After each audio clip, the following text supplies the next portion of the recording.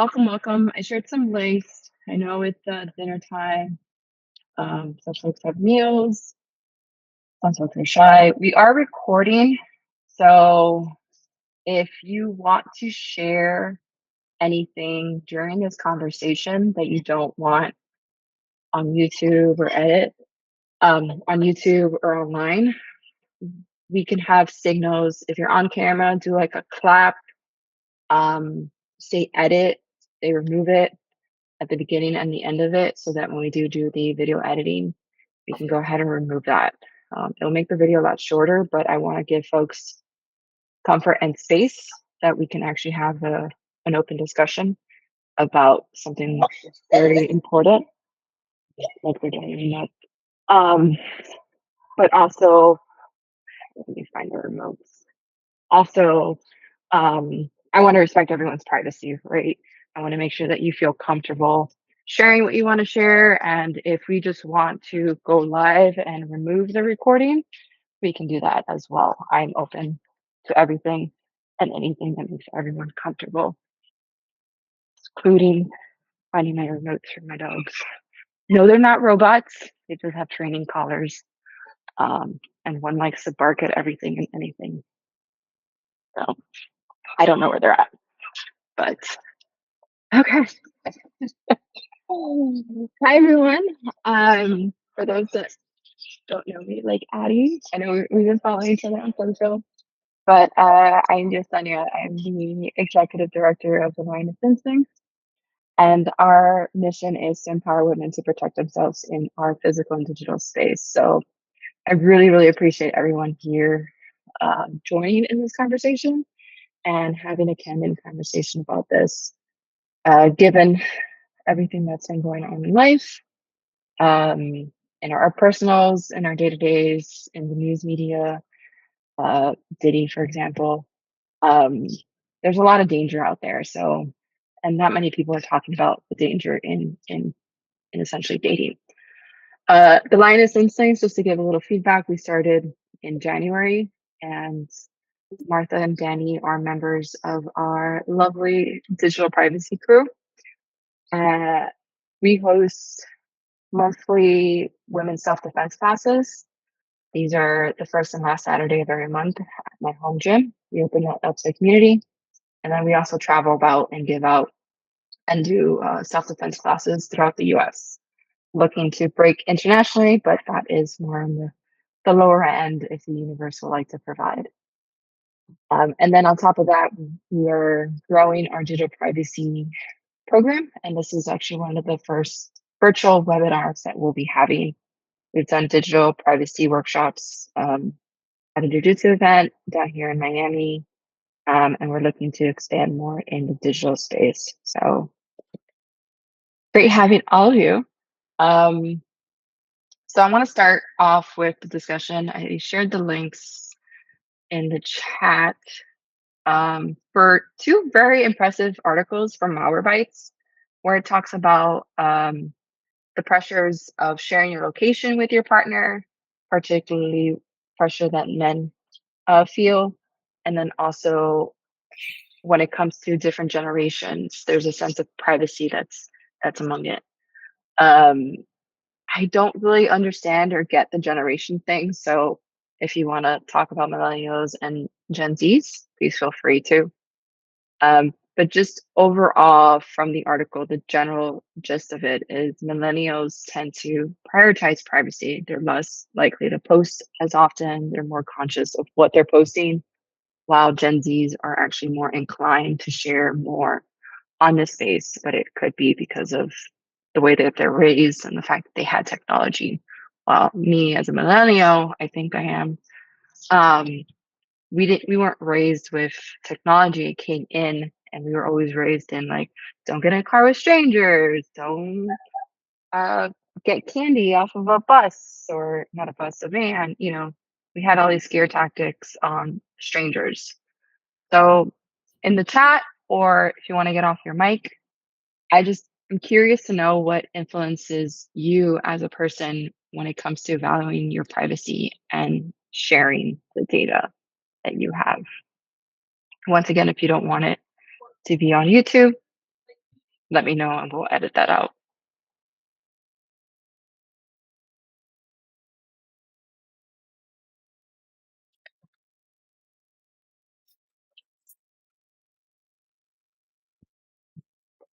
So what influences your values in privacy versus oversharing? Or do you overshare? Do you feel like you overshare?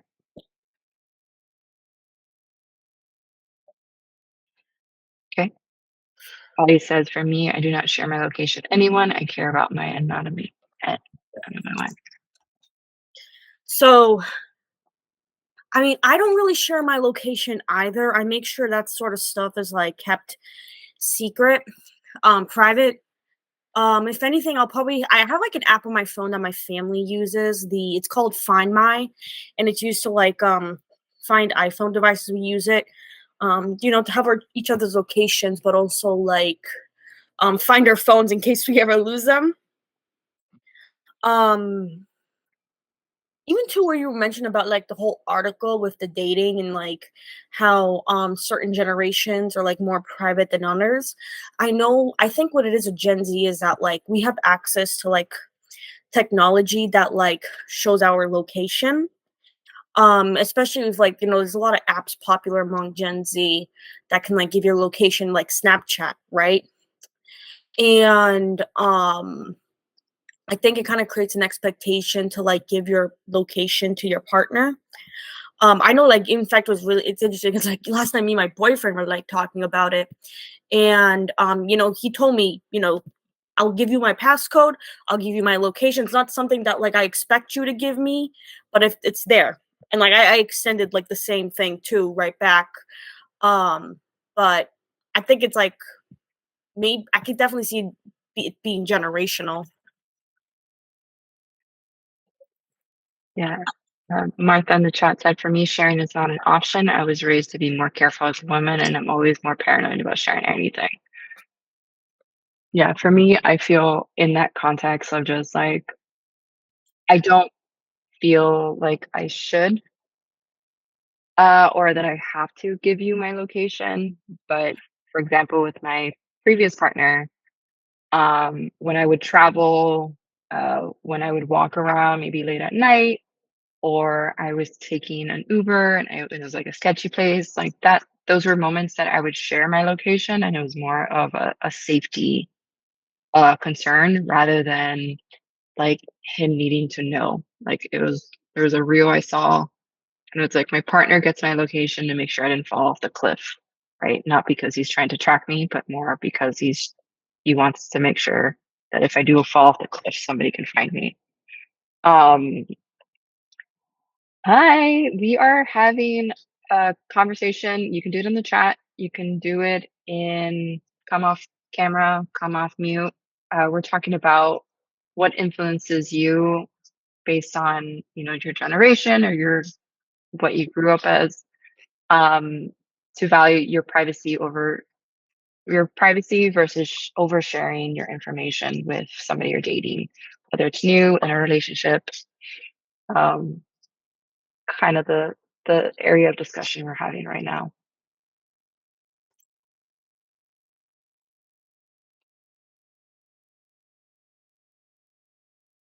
Angie, do you have anything to add for whether chat or off mic?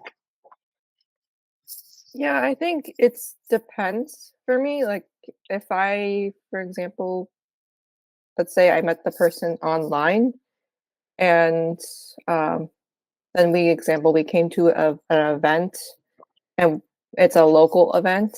There's instances where that can happen. Trying to think. Like I think it depends on how well I know the person, even spending time um yeah, offline and online. Um with sharing my location, I think it really depends on how well I know the person. I know it sounds like a ambiguous answer, but for me, it really does depend. If I've known the person for a while, then maybe yeah, I would give the location, but always careful with that. It's a touchy topic. Yeah, it is. But you brought up a good point, like, if you're connecting with them at a big event, sharing the location is helpful because 'cause you're trying to, like, physically connect with them, and them Yeah. knowing where you're at a conference helps. Mhm.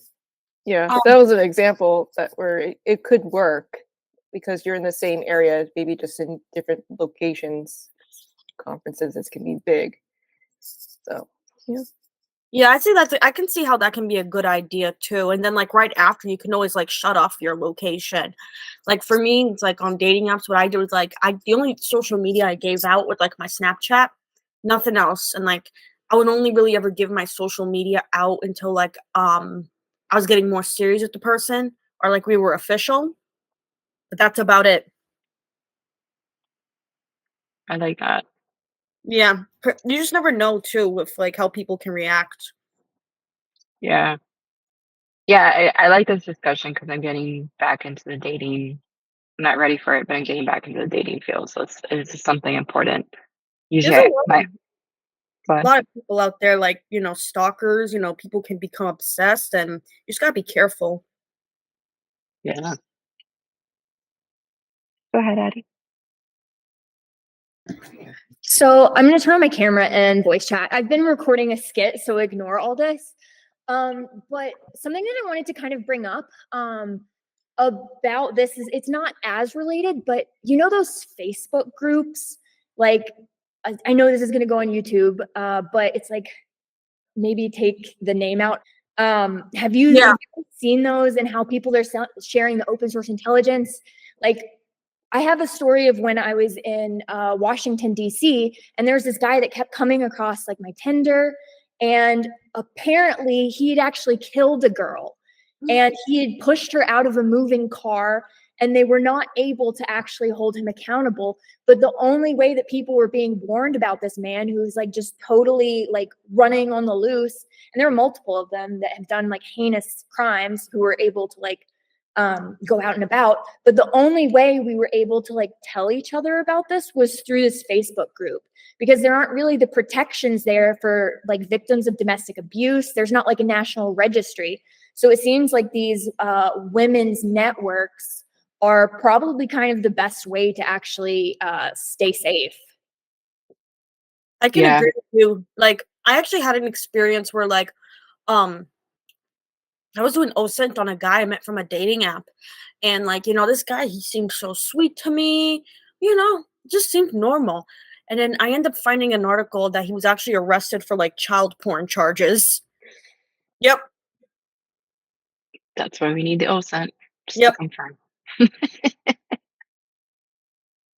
Yeah, the are we dating the same guy? I found out about that group. I'm not on Facebook, so I'm just like, "Damn it, how do we get this, like, out of Facebook?" Um, but I thought that was phenomenal. I'm like, "This is beautiful. I'm so glad, like, women are doing this." That's Can someone literally tell the me what that only is? reason. Oh, go ahead. I'm sorry. Hi. Since I'm in Germany and I've spent some time in the States, can someone catch me up on what this website is with Are We Dating the Same Guy? So it's basically like a Facebook group where a bunch of women in the local area join it. And then whenever they're trying to get a feel for a new guy that they might be dating, or if they're sensing that like their man is like cheating on people, they'll just post his name and ask, like they won't post a bunch of like drama or anything. They'll just post and ask if anybody has any tea on this person. And then if people have been like abused by this person, or if they're like serial cheaters or people who have been like just harmed in any way by that person, the people will come in and like warn you about them. So it's like a women's warning network. Okay, so is it just a local thing? Does it like every city or like state have one? Or I just remember from campus, I did a semester abroad in La Crosse, Wisconsin, and it was a tiny town, 16,000 people, but they had 16,000 people also on campus. We had our own police station. I even did a self-defense class. I don't know, I think Yesenia told you about it. I'm not even sure. Um, but they had like the top 10 most wanted list, or they told us international students about it because there were like a lot of like pedophiles, child predators, and they told us to not go into town alone. which is very weird for someone from Germany because you're used to walking everywhere.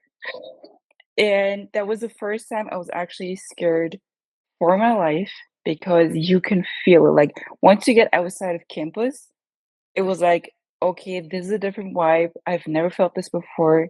And it's 11 years ago, but I can still feel it. Like I remember that feeling. And then we like traveled in packs with like at least two, three girls, or even like larger groups when we went out at night or something like that. And there were some horror stories from other students on campus, especially freshmen and like sophomores, that were just like used to being, I don't know, like bait or just sexually abused. And for them, it was like, oh yeah, it's just regular stuff on in dorms. And I was like, why do you think it's okay? So I'm like really interested in like how girls are, like locally connecting and trying to stay safe now with online datings and AI and bots and whatever. So yeah, those are some of my questions. Sorry. No need to say sorry. I think they have it per location, and I think there's like a global, like I haven't used it or checked it. Um, Betty, you want to talk more about the group? But Yes. So yeah, they're usually kind of like local, so that maybe like state level, there's some that are like whenever I was living in Washington, DC, it was like, are we dating the same guy? DMV. So that's like DC, Maryland, Virginia area. And then like sometimes you can join the groups like up and down the coast so that you can see, because a lot of these people do travel, or like they'll move after they've like done something awful. And so you can join the other ones like kind of around there so you could get like warning about people. But it's just there's so much. Like you have to kind of be in there constantly to see. And there it's like every day there's like a list of all this crazy stuff. So I definitely believe like what you're saying about the like going off campus and how it was really scary. And especially like coming from a place like Germany where people don't have guns, and then you go to the States where they do, so it's like even scarier.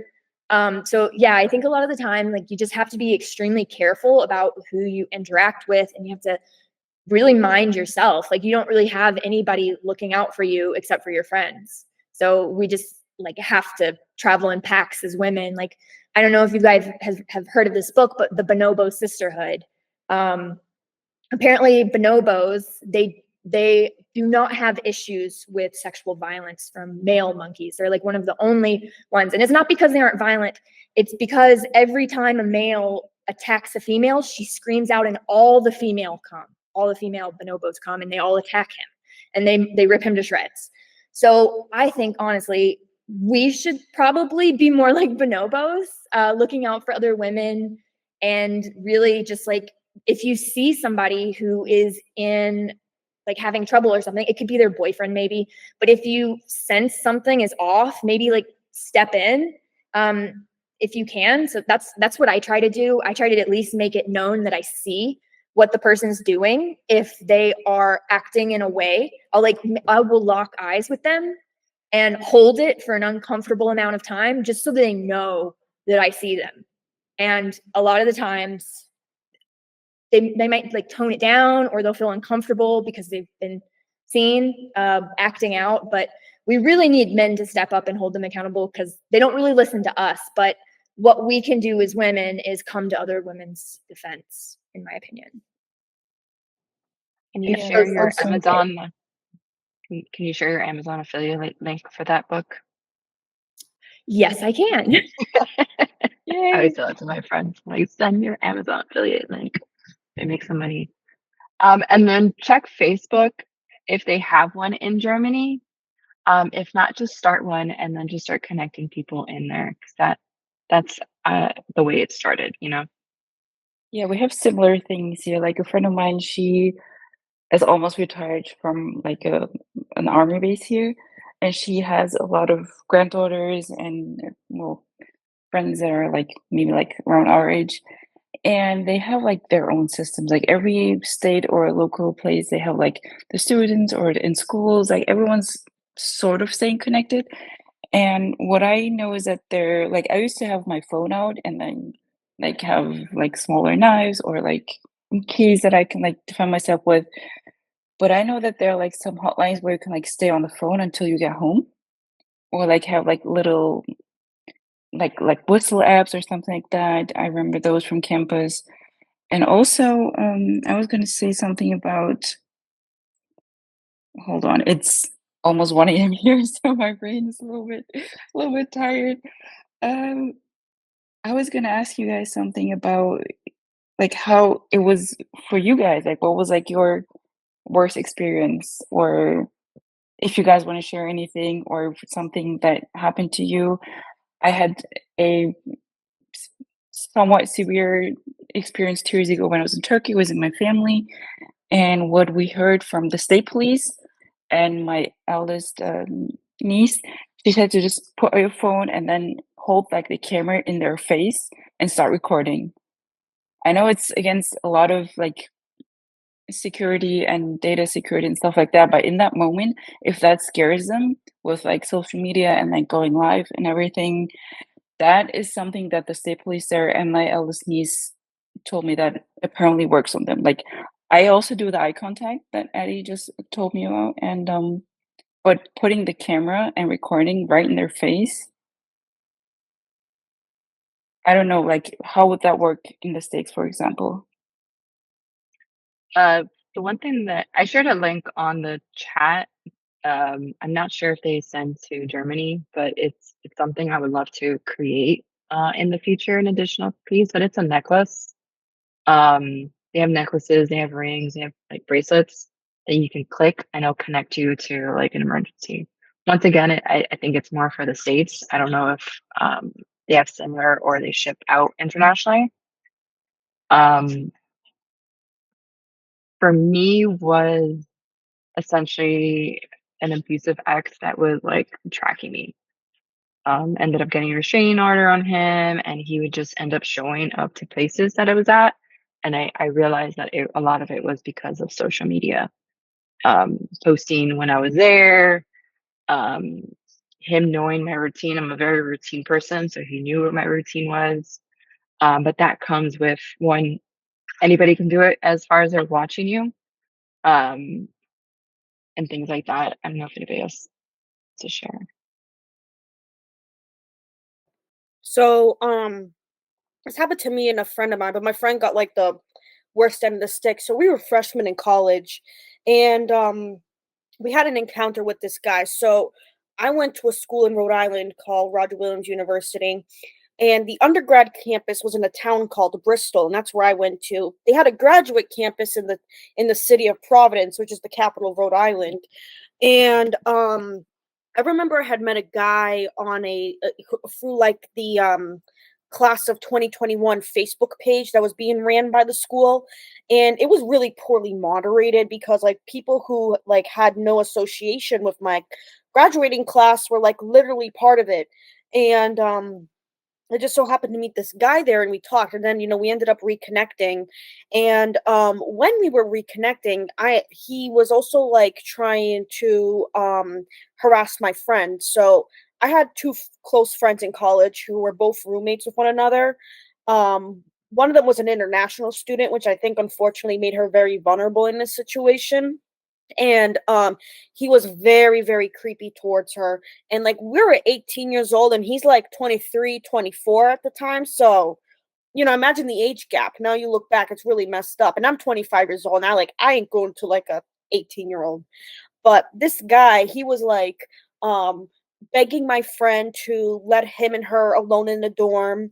And then one time said something along the lines of, "Oh, we should have like a mock therapy session in your dorm because like my friend, the international student, was having like some issues going on mental health wise."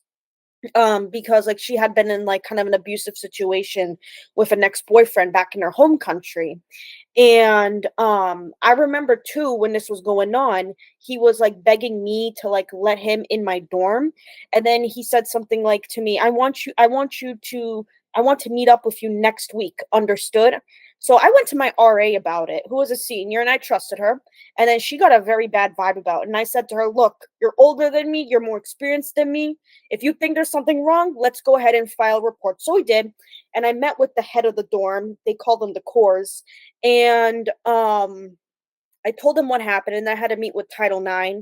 And um, uh, when this happened, I also went ahead and told my friends that I met with the cores of the core of my dorm. So I think they went ahead and reported it to them as well, to their core. Then what happened? There was an incident, and the international student friend, she had sent nudes to the guy because he was pressuring her to do so, and she didn't have like a very good sense of boundaries. And and she's learned from it, she's grown from it, which is great. And the roommate found it. She has a panic attack so bad she has to go to the hospital. And because of that, what ended up happening was that Title IX had to get involved again. And I had to get interviewed as well. And then the guy pretty much was not even allowed to come back on campus. And if he was to be on there, he had to have like a special slip. And then we ended up finding out that he basically dropped out of school as a result of what happened. And he felt like as if he didn't get a chance to tell his side of the story, and he was like kind of blaming us. I didn't really feel at fault for it, to be honest, because it's like he really messed up, and like the proof is in the pudding, you know. I know it's a lot, but like you get the idea. Creepy guy going after like younger girls. Yeah, and it wasn't even just younger. He was just seeking out vulnerable people. It was completely him. Yes. He was Well, looking for yeah, people who and isolated. yes, Yeah. and he even scares me because like I've probably seen him on dating apps after that happened, like maybe 2 or 3 times, and like I see this guy, and I'm like, holy crap, it's him again. And I just swipe left. I don't even focus on even making contact with him after what he did.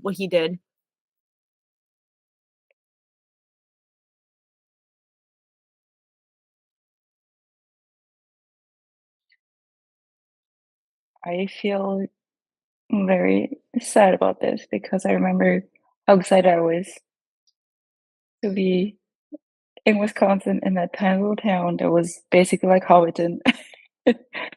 And seeing, like, I was 23 and I had two American roommates, one Chinese one, and the two American ones, one was from a, let's say, healthy family environment.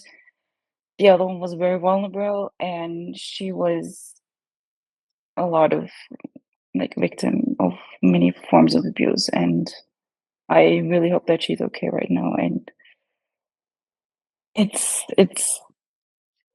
I don't know, it's you feel helpless, angry, and you wish that you could help more people. That's why I did that self-defense class with the police officers that were on campus, and it was incredible. Like, it gives you so much power to know that you have some sort of tool to fight back, to win you a couple seconds, just get away from the situation.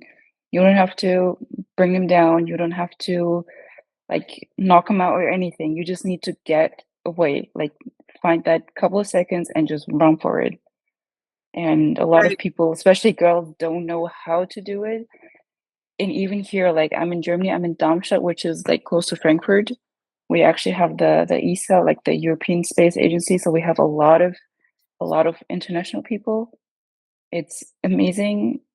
At the same time, there are a lot of immigrants, and the environment's changed the last couple of years. It's really different vibe, and it's when you see people, boys and girls that are really vulnerable, that are introverted, you can like see it in their face that they're being bullied or mobbed or something, and it doesn't discriminate with age. So I'm turning 35, and some things just fit with you. And yeah, I'm actually really grateful that I stayed up and get to meet all of you guys. So thank you.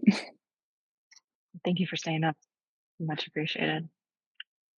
Yeah, and going back to, I guess we can talk about some tactics things to protect ourselves both physically and digitally. If you are, I think the walk-in packs are is a great one. Unfortunately, sometimes we don't have it, right? So, what are things that we could do both digitally and physically um, to protect ourselves in this space? Like going to meet somebody new, or you're dating somebody for a bit, but now you're getting those gut instincts feelings of like something's weird's going on. Nobody on the Facebook group is mentioning anything. Nobody's found them, but maybe they've moved from another country, have done stuff. There's just no record. They themselves are hackers, and they know how to avoid getting that stuff up or re-indexing Google so it doesn't appear. Uh, I would say it's like you're in that situation, you get a really bad gut feeling, just cancel it all together. yeah, Yeah, and you can also do some open source intelligence on the person before you meet them to see if like you can find like a mugshot or like a news article or something for something that they did. I know there are some OSINT tools that you can use. I can't remember the name of it. I think one of them is called like That's Them. Mhm. And you can search somebody from literally like any picture. So you could take a picture and it would look them up and you would be able to find like a match potentially. So that's one method that I like to use for that if I am trying to search for someone. there's a few image reverse. There's facecheck.io, I think. PrimEye, Google reverse image are good also opportunities to do this. Remember to be ethical. Just had to put the disclaimer out there. Do it for your safety reasons and ethical reasons. Um, don't be the stalker. Putting that out there. As partners or folks that are going into dating, what are some steps that we could take to protect against, I guess, too much exposure? Or let's say they found our address, right? They found our address. What are steps or things that we could do, or found information about us that we didn't necessarily want them to have?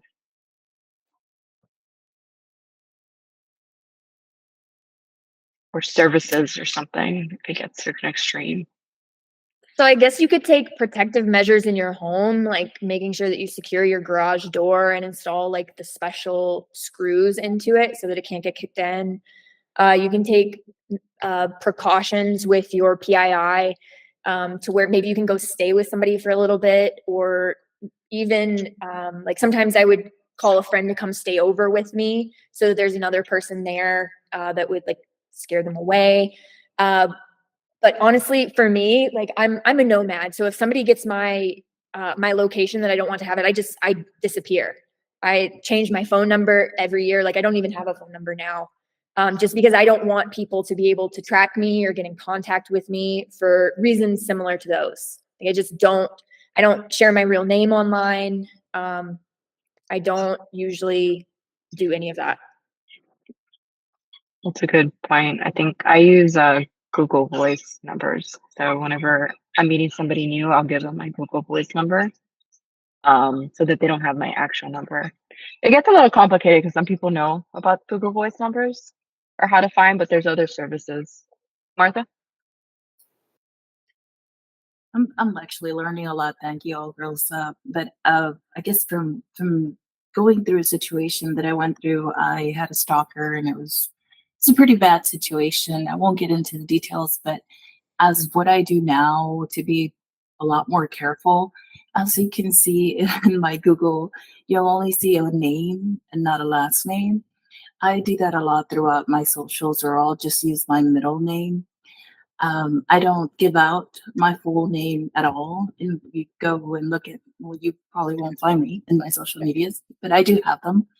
I don't, I only use Snapchat if I want to connect with somebody. I also use Google Voice numbers. I have a couple of them just so that even for work, like for jobs, when I go and like look for jobs, I open up just a specific Google Voice number so that I can know that nobody else is calling me that I don't know of.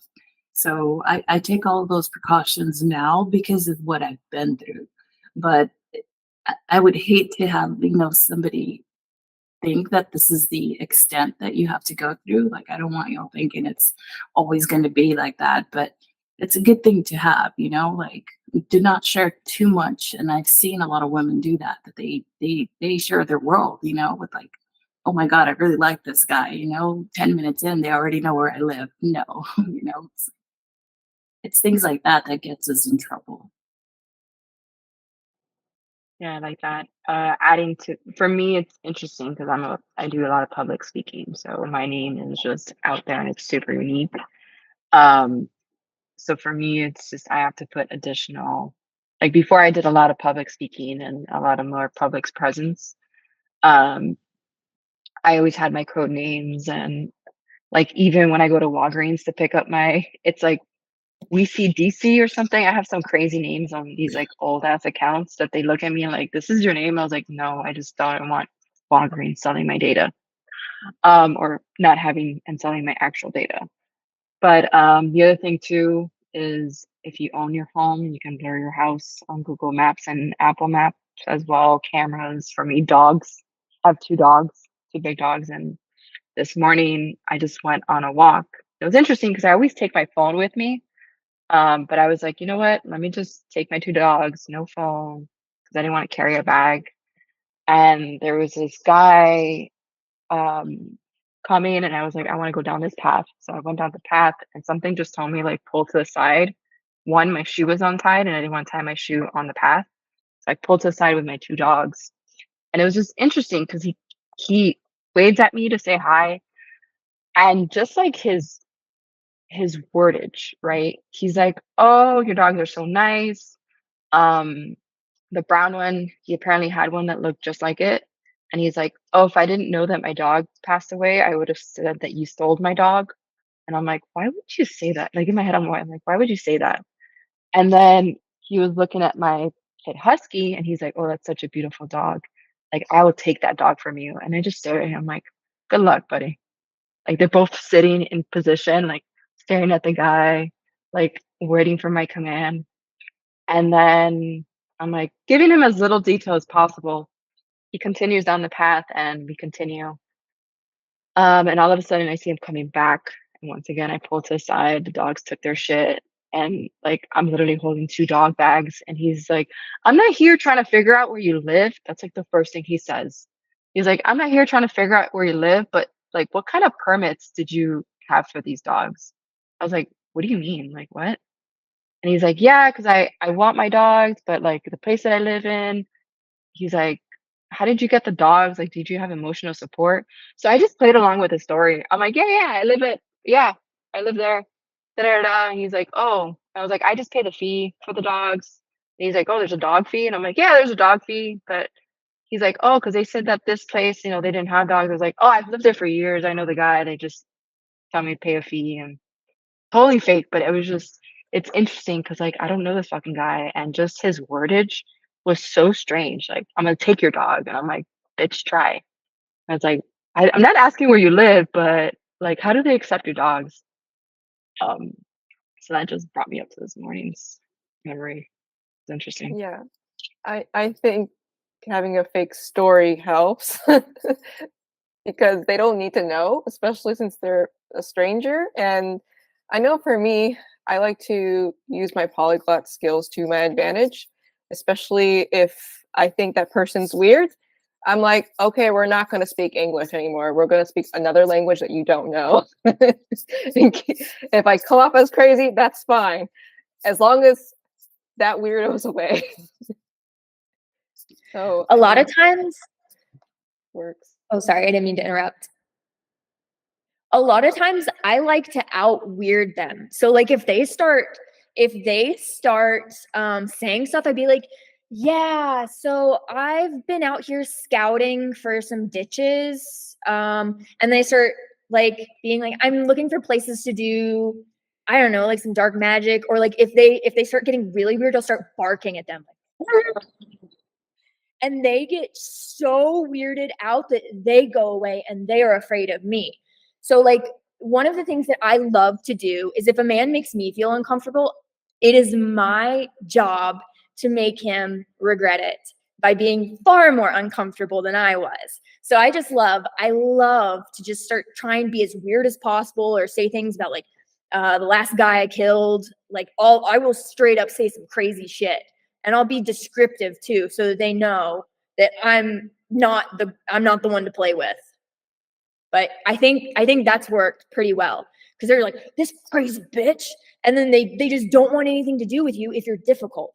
So if you start being difficult, and you start you like really become not really the aggressor. Like, I haven't had any sort of like training for like self-defense, so I don't know if this would actually like ignite people or something. But for me, it's really worked if I know, even though I'm a tiny person, if I just stand my ground and I'm not scared. If I'm not scared, they are. And if they see me, because like I start smiling, I'm excited, I show the whites of my eyes, and because I hope they pick me, because I will ruin them, and I will be happy doing it. And I think that they get that vibe from me, just because that's how I present myself to the situation. And so whenever they're analyzing the risk, they don't want to mess with this crazy bitch. And I think that's like saved my ass in many situations. That's such an important thing because they want somebody weak and vulnerable to attack. So if you're confronting them and you're facing them, and not really too much on the aggression, because that could, like I mentioned, it could alight them and then they want to fight. Um, but just like this morning when the guy was like, I'm gonna take them, I had them both sit there and I responded back like very strong, and I'm like, good luck. I literally like looked at him and I said, good luck. And the dogs are just sitting there staring at him. And I'm like on the belt ready to take off like the leash, disconnecting them from me. I'm just like, all right, you gonna play? One of them's been trained to bite. I've been trained to fuck people up. And then this was just wild and crazy. He's gonna jump all over you. So I don't know what's gonna happen, man. And he didn't look like he had a gun or anything, but really standing your grounds, and what you're saying about being crazy, that's something my dad used to teach me a lot, was like, no one's gonna mess with the crazy person. Like, they're gonna walk away. And it reminds me of a reel that I saw where the girl walks around with like a swimming cap, and she'll put the swimming cap and like pretend to be a dinosaur to the guys. It's hilarious. I had a group of drunk people. Like it was like I don't know how to describe it. Maybe like hooligans, but they were out at night. I was driving my friend home, and we were just sitting in the car. She wanted to listen to some music in my car, and then they would just walk by like a herd of maybe 30 drunken boys, and one of them like didn't attack, but like he was like really aggressive towards my like side window. And he was like, "What?" And I was like, "Okay." I looked at him like we connected eyes, and I saw like in his eyes he was trying to get a reaction from me. I was looking, and I was like, and I smiled. I was like, "Yeah, yeah, you go for it." And that confused him so much because it was like the opposite reaction. Like I was like cheering him on, like "Yeah, go for it," and just like smiling and like the exact opposite of what he wanted, but like in a friendly way. And when you smile and you like have a genuine smile, and sometimes, well, you have to fake a genuine smile. So, but yeah, in that moment, it actually was genuine. So that like confused him, and then his drunk girlfriend picked him up, and then they moved forward. So sometimes you don't even have to out crazy them. If you just look at them and then okay, like clap, like well done, and then or just no reaction. You're like, okay, just not, and then like keep moving. Because sometimes, like especially here with like a lot of different types of immigrants, you don't know what kind of reaction they will have. Like when I'm in the States and I know like what area I'm in, I can somehow somewhat maybe like feel like in that moment what they want or what type of reaction they're after. But here sometimes it's so crazy that you feel like you're at a train station or the airport. Like it's insane the mix of people you get. So sometimes I just either keep walking, I have my headphones on, but I put them on transparent mode so I can still hear, but pretend to be on the phone, or I just start recording, and then I have my couple hidden little self-defense things. Yeah, I never had to use them, but yeah, it's better to be safe and feel that you have the opportunity to defend yourself. Yeah. Yeah, it's interesting because it's like, especially in certain cultures of how like women are viewed, it's like I feel like you also have to like take that into account as well because you just really never know. And like I feel like it's also kind of like a hard thing to admit because then like you might get called racist, you might call this or that. But I think, but I think too, it's like you also have to like understand the realities that there are some countries where women unfortunately get killed if they do something as small as showing skin or something like that. You know what I mean? You just have to be very careful and stuff. And I feel like here in the States, it's like I think depending where you are, I think, there isn't like so much of an understanding of that. But I feel like in Europe, there's starting to be more of an understanding. Like my family, they're from southern Italy. So the attitude there is very, very different. You know what I'm saying? Like I one time was at a gas station and it was literally ran by a guy, like an Egyptian immigrant. And like he was literally asking me, and I'm like obviously young looking, and he's asking me, "Oh, how old are you?" And I'm like, "Oh, I'm 23." And he's like, "You got kids? You got a husband?" And I'm like, "Nah." And to me, I didn't think anything like that then because like, look, where my family's from, they do the same exact thing too. And like the Mediterranean cultures, they're very much like that. So I let it slide, but I was like, "Holy crap!" Because at the same time, it's like I was born and raised in the USA, so I'm not, you know. At the same time, it's like it still comes like as a shock to me. You know what I'm saying? Yes. So you can actually explain that phenomenon with this concept called spiral dynamics. And spiral dynamics is this idea that different cultures are going through different ego development and like capabilities at the same time. And so I got into this because it seemed really interesting to me because I travel a lot and I always wanted to understand like why when I go to Morocco, do I have people coming up to me asking me for sex and when I say no, they throw rocks at me. Like I don't really understand that. But to like try and look at it from like a anthropological standpoint, if you look at spiral dynamics and understand that each culture is going through their own like level of ego development, and so the problems that you have in one country will not be the same problems that you have in another country. For example, like I'm a military veteran, so I used it to analyze why the war in Afghanistan did not work. And a lot of it was because it first of all, it was terrible. But the thing the military members were trying to do was train the people in Afghanistan, but they didn't know how to read. So their priorities were not on fighting for a military. They had to get them up to speed with like reading and the way that they treated other people. So like people from the United States trying to come together and compare the different cultures, like they're just at completely different levels. And it's not to say that one is worse than the other. They just have to go through this development. That's why it's called a spiral. So like they have to be able to evolve. Like, and so Afghanistan actually needed a strong like dictator, a powerful military leader who like kept people in control. And for them to be able to advance to the next stage of development as a culture, they have to have that. So whenever people come in with their different priorities, then it really it really clashes a lot. So I think you can see a lot of examples of that where maybe countries that would be considered red, which are more like tribal, they believe in like they just have more I don't know, like stringent beliefs about what women should be doing. And then they come to this culture that's like 3 steps ahead. And they have a really hard time like getting to that level too, because they haven't had the opportunity to really develop through that process in the same way. So it's like a lot of clashes due to different cultures and people not having the capabilities to like learn. So yeah, spiral dynamic Yeah, yeah, really. it's interesting. I'll look into that.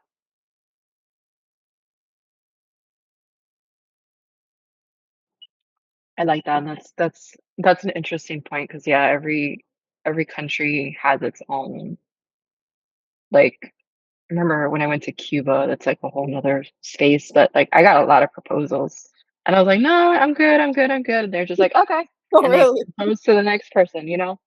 Um, and I'm not really one, at least maybe I don't notice it, but I'm not really one that people hit on.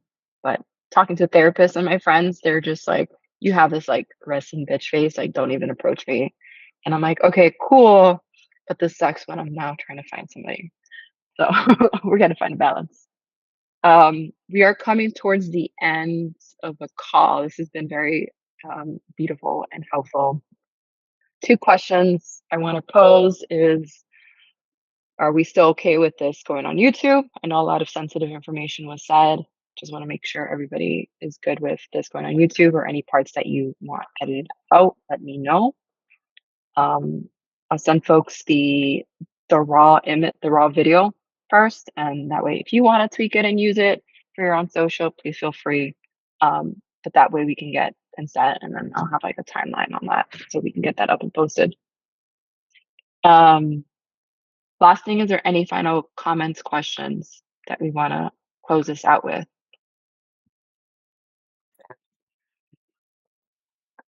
Just a thank you, really. I am very excited. I'm glad I stayed up and so happy to meet all these other ladies, and like at least the ones I can see on my screen because I'm tuning in from my iPad.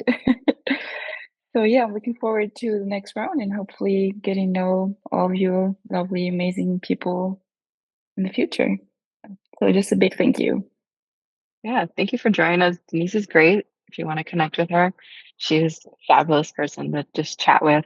Or if you're going to be in Germany, I want to connect with.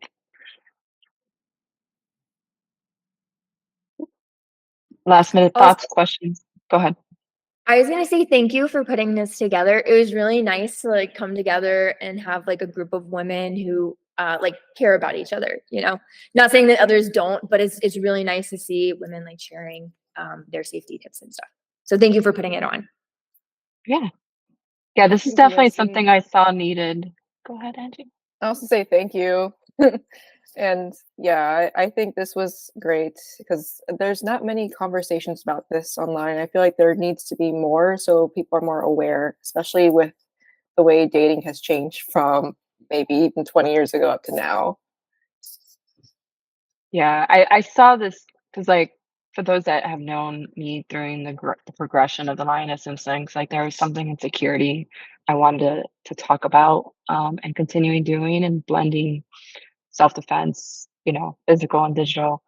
So I like this space because, like we said, no one's talking about this. There's so many like cybersecurity women groups, but no one's having these conversations on like, how do I stay safe online, and how do I stay safe online that protects me in the physical, right?